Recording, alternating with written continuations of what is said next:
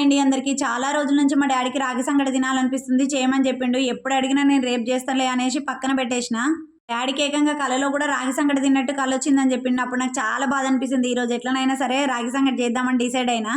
Daddy food విషయంలో ఏది గిద్ది తినాలనే అడగడు. అలాంటిది రాగి సంగటిని అడగబట్టి ఒక 1 మంత్ అవుతుంది. 1 మంత్ నుంచి కూడా నేను పోస్ట్ పోన్ చేస్తున్నా. రాగి సంగటి కోసం ఒక టీ గ్లాసు రైస్‌కి డబుల్ రాగి పిండి తీసుకున్నా. 10-12 గ్లాసెస్ వాటర్ తీసుకొని అన్నం మెత్తగా పలుకేం లేకుండా వండినాక రాగిపిండి వేసుకోవాలి. రాగిపిండి వేసుకొని మంచిగా ఒక 10 నిమిషాలు మూత పెట్టి సిమ్లో పెట్టి బాగా తిప్పాలి. ఆ 10 నిమిషాల తర్వాత ఉండలేం లేకుండా గట్టిగా కలుపుకున్న తర్వాత మనం మళ్ళీ ఒక 5 నిమిషాలు ఉడికిస్తే సరిపోతుంది.